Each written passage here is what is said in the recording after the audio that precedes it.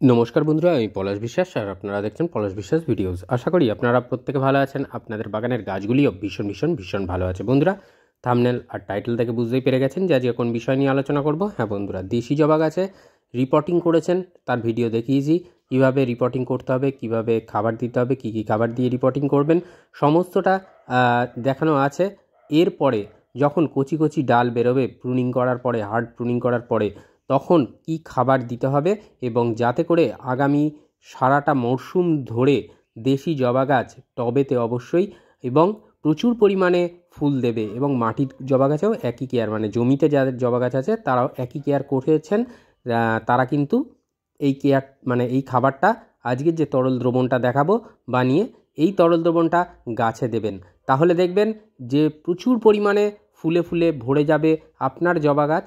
এবং অবশ্যই টবেতে যারা গাছ করেন তাদের জন্য একটু স্পেশাল কেয়ার তো তাদের নিতেই হয় গাছেদের প্রতি, কারণ টবের সীমিত মাটি, সীমিত খাবার, তাই বাইরে থেকে খাবার প্রদান করতে হয় এবং তার পাশাপাশি দিতে হয় এক্সট্রা কেয়ার নিতে হয়।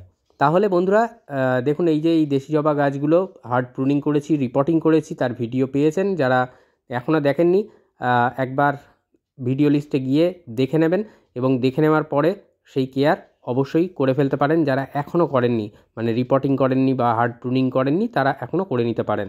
আর যেদিন রিপোর্টিং করবেন বা হার্ড প্রুনিং করবেন তার থেকে ঠিক 12 থেকে 14 দিন পরে এই আজকের যে খাবারটা দেওয়া দেখাবো সেই খাবারটা দেবেন। তো দেখুন, মাটি হালকা ভিজিয়ে থাকবে যখন এই খাবারটা প্রদান করতে হবে। তাহলে দেখুন, এই যে কচি কচি ডাল বেরিয়ে গেছে এত পরিমাণে, যে হার্ড প্রুনিং করার পরে আপনারা নিজেরাই দেখতে পাচ্ছেন যে কতটা পরিমাণে ডালপালা গ্রো করেছে। আর এই যে তরল দ্রবণটা, এটা পুরো ম্যাজিকের মতো কাজ করবে আপনাদের জবা গাছে, দেশি জবা গাছে। দেশি জবা গাছে এই সময় গ্রোথের টাইম এবং এই সময় নাইট্রোজেন সমৃদ্ধ খাবার এবং তার পাশাপাশি আমরা যদি কিছু মাইক্রোনিউট্রিয়েন্ট জাতীয় কিছু দিয়ে দিতে পারি তাহলে গাছেদের জন্য এটা খুবই ভালো, যাতে করে প্রচুর পরিমাণে শাখা প্রশাখায় ভরবে আপনার গাছ। তার পাশাপাশি আপনার গাছ কিন্তু অজস্র ফুল আনবে। যত বেশি ডালপালা বের হবে জানবেন, তত বেশি পরিমাণে কিন্তু আগামী দিনে কুঁড়ি আসবে এবং গাছ ভরে ভরে ফুটবে ফুল। তো এই যে তরল দ্রবণটা, এটা মাসে একবারই দিতে হবে। অর্থাৎ যে তরল দ্রবণটা দেওয়া দেখাচ্ছি এটা মাসে একবারই দিতে হবে। 1 মাসে 30 দিনে একবারই দেবেন, তারপরে আবার 30 দিন পরে রিপিট করতে পারেন যাদের গাছের গ্রোথ আসবে না। কিন্তু আমি ড্যাম শিওর যে এই তরল দ্রবণটা দিলে গাছ কিন্তু চচ্চড় করে বাড়বে, প্রচুর পরিমাণে কুঁড়ি আনবে, সবুজে সবুজে পাতায় অসংখ্য ডালে আপনার জবা গাছ কিন্তু ভরিয়ে দেবে।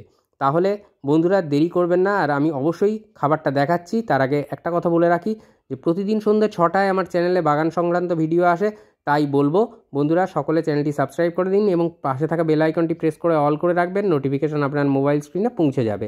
তো কতটা পরিমাণে এই খাবারটা দিতে হবে এটা দেখুন, এটা আমার 14 ইঞ্চির একটা টব। এখানে কিন্তু যে গ্লাসটা করে দিচ্ছি ওটা 200 ml এর মতো জল ধরে, মানে তরল দ্রবণ ধরবে। তো 14 ইঞ্চি টবের ক্ষেত্রে আপনারা 200 400 ml দেবেন এবং 10 বা 12 ইঞ্চি টবে যাদের গাছ আছে তারা 200 ml পরিমাণে এই তরল দ্রবণটা দিয়ে দেবেন। এই লিকুইড ফার্টিলাইজারটা দেখবেন যে অসম্ভব ভালো কাজ করবে এবং 1 সপ্তাহের মধ্যে থেকে আপনারা এই রেজাল্টটা পেয়ে যাবেন। এই তরল দ্রবণটার যে মানে পরিষ্কার কথা যেটা বলা যায় যে কার্যকারিতা শুরু হয়ে যাবে 1 সপ্তাহের মধ্যে। প্রচুর পরিমাণে ডালের পাশাপাশি অজস্র পরিমাণে কুঁড়িও চলে আসবে এবং পুরো গ্রীষ্ম এবং বর্ষা জুড়ে আপনার জবা গাছ কিন্তু প্রচুর পরিমাণে ফুল দেবে, এটা বলার অপেক্ষা রাখে না। তাহলে বুঝতে পারলেন যে কতটা পরিমাণে এই সার দিতে হবে এবং বলেও দিলাম যে কত দিনের ব্যবধানে দিতে হবে। 1 মাসের ব্যবধানে দেবেন এবং এই তরল দ্রবণটা কিন্তু কাজ করবে মাটিতে খাবার থাকলে আরও ভালো কাজ করবে। তাই মাটিতে খাবার দেবেন, দেওয়ার পরে এই তরল দ্রবণটা দেবেন। তো চলুন দেখে নিই তরল দ্রবণটা কীভাবে বানাচ্ছি। তো এখানে আমি 2টো ঘুঁটের ব্যবহার করেছি। ঘুঁটে মানে যেটা কাউডাং কেক, এটা অনলাইনেও এখন পাওয়া যাচ্ছে। তাই যাদের ক্ষেত্রে যারা শহরাঞ্চলে থাকেন তাদের ক্ষেত্রে সমস্যা হবে, তো সেই জন্য তারা কিন্তু এটাকে জোগাড় করে নিতে পারেন অনলাইনের মারফত, অথবা বাড়ির যদি পরিচারিকা থাকে বা আপনারা যদি কোনো সবজির দোকান এদেরকে যদি বলেন, এরাও যদি গ্রাম থেকে আসে, এরা কিন্তু অবশ্যই আপনাকে এনে দেবে। আমি সেভাবেই জোগাড় করেছি এই ঘুঁটেগুলোকে। তো আমি বলবো প্রথমে ভেঙে নেবেন ভালো করে ঘুঁটেগুলোকে, এবং ঘুঁটেগুলোকে ভেঙে নেওয়ার পরে জলের মধ্যে আমাদের ভিজিয়ে রাখতে হবে, এবং সেই পাত্রটিকে আমরা কিন্তু ঢাকা দিয়ে শেডি এরিয়া রেখে দেবো। এটা 1 লিটারের একটা পাত্র।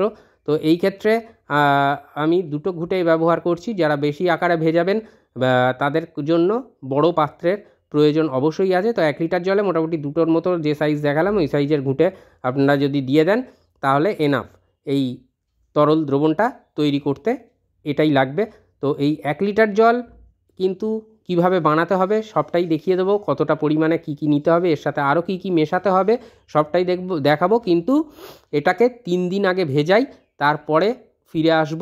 আর অবশ্যই যেটা বললাম যে এটাকে কিন্তু ঢাকা দিয়ে রেখে দিতে হবে, এবং শেডি এরিয়ায় রাখবেন যেন সূর্যের আলো বা রোদ ডিরেক্ট যেন এর উপরে না পড়ে। আর এই যে ঘুঁটে, এই ঘুঁটের মধ্যে কিন্তু প্রচুর পরিমাণে নাইট্রোজেন রয়েছে, এবং তার পাশাপাশি এই ঘুঁটের মধ্যে রয়েছে বেশ কিছু অনুখাদ্য, স্বল্প পরিমাণের হলেও আছে। তো দেখুন 3 দিন পরে ফিরে এসেছি। তো একটা 500 ml জল নিলাম, এর সাথে এই যে 1 লিটারের ঘুঁটের জলটা ভেজানো হয়েছে সেই ঘুঁটের জল আরও 500 ml এর সাথে অ্যাড করে নেব। তো নেওয়ার পরে আমি কিন্তু আর যে বাকি দুটো উপাদান মেশাতে হবে এর সাথে, তো সেটাও দেখিয়ে দিচ্ছি। তো দেখুন এই যে 3 দিন পরে এর ঢাকনাটা খোলা হচ্ছে, আর 3 দিনের মধ্যে যে ভেজাবেন মাঝে মাঝেই কিন্তু প্রতিদিন 2 থেকে 3 বার একটু কাঠি দিয়ে নাড়িয়ে চাড়িয়ে দেবেন, তাহলে জিনিসটা ভালো করে মানে লিকুইডটার মধ্যে মিশতে পারবে। এর যে উপাদান অর্থাৎ ঘুঁটের ভিতরে যে যে উপাদানগুলো থাকে সেইগুলো মিশতে পারবে এই তরল দ্রবণটার সাথে। তো দেখেই বুঝতে পারছেন। আর এই তরল দ্রবণটা ফেলার কোনো প্রয়োজন নেই। এটাকে আবার পুনরায় পরবর্তীকালে এর থেকে যে জল নেওয়া হচ্ছে সেই আবার সাধারণ জল এর মধ্যে মিশিয়ে আবার ভেজাতে দিয়ে দেবেন, কোনো সমস্যা নেই। অন্যান্য গাছেও আপনারা কিন্তু এই ঘুঁটে ভেজানোর জল দিতে পারেন, কারণ গরমকাল আসছে, সর্ষের খোলের জল প্রচণ্ড গরমের মধ্যে দেওয়া যায় না।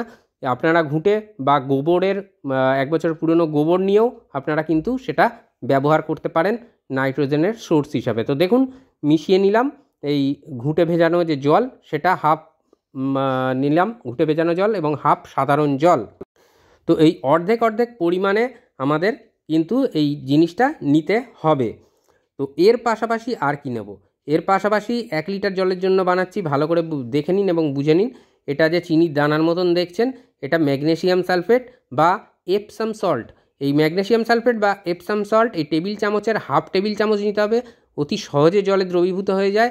এবং তার পাশাপাশি আমরা এটাকে হাফ টেবিল চামচ পরিমাণে নিয়েছি। যারা 2 লিটারের দ্রবণ বানাবেন তারা 1 টেবিল চামচ পুরো নেবেন।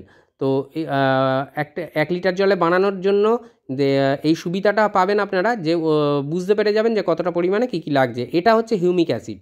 এই হিউমিক অ্যাসিড কিন্তু খুব ভালো কাজ করবে এই দ্রবণের সাথে দিলে। একদিকে যেমন ম্যাগনেসিয়াম সালফেট ম্যাগনেসিয়ামের ঘাটতি পূরণ করবে, কচি পাতা আনবে, সবুজ পাতা সবুজ হয়ে উঠবে গাছ। আর তার পাশাপাশি এই হিউমিক অ্যাসিড গাছের খিদে বাড়াবে, মাটির মধ্যে যে খাদ্যগুলো রয়েছে তাদের ভাঙতে সাহায্য করবে, এবং সর্বোপরি সেই খাবার যাতে শিকড়ের সাহায্যে গাছ গ্রহণ করতে পারে সেই জন্য শিকড়টাকেও ডেভেলপ করবে। তো দেখুন এও কিন্তু খুব তাড়াতাড়ি জলে গুলে যায়। এটাও হাফ টেবিল চামচ পরিমাণে নেবেন। যাদের কাছে লিকুইড হিউমিক অ্যাসিড আছে তারা এই 1 লিটার জলের জন্য আপনারা 2 ml পরিমাণে আপনারা সেটাকে ব্যবহার করতে পারেন। এরপরে ভালো করে ক্লকওয়াইজ অ্যান্টি ক্লকওয়াইজ এইভাবে নাড়িয়ে নেবেন, কিছুক্ষণ রাখবেন, মিনিট 5 আবার তারপরে গুলিয়ে নেবেন। হিউমিক অ্যাসিডও জলে গুলে যায়, কিন্তু যাতে সম্পূর্ণভাবে ভালোভাবে গলে সেই জন্য এই ব্যবস্থাটা আমাদের করতে হবে। তো এরপরে আমরা যেটা কাজটা করব, একটা 200 ml জলের গ্লাস নেব, নিয়ে সেই 200 ml গ্লাসের 1 গ্লাস করে 10 বা 12 ইঞ্চি টবের জন্য, এবং তার থেকে যদি বড় টব হয় 14 ইঞ্চি টব বা 16 ইঞ্চি টবের জন্য যদি হয়, তাহলে কিন্তু আমরা 2 গ্লাস পরিমাণে অর্থাৎ 200 ml 400 ml করে এই তরল দ্রবণটা আমরা গাছে দেব। আর অবশ্যই এটাকে মাসে 1 বার দিতে হবে। এটা ভীষণ ভালোভাবে কাজ করবে। আপনারা এই তরল দ্রবণ গাছকে খাওয়ানোর সাথে সাথে দেখবেন যে 1 সপ্তাহের মধ্যে থেকে আপনারা রেজাল্ট হাতে পেয়ে যাবেন। তো আশা করি বুঝতে পারলেন যে কিভাবে কোন জিনিসটা আপনাদেরকে এই দেশি জবা গাছে এই সময় দাঁড়িয়ে গরম পড়ার আগেই খাইয়ে দিতে হবে।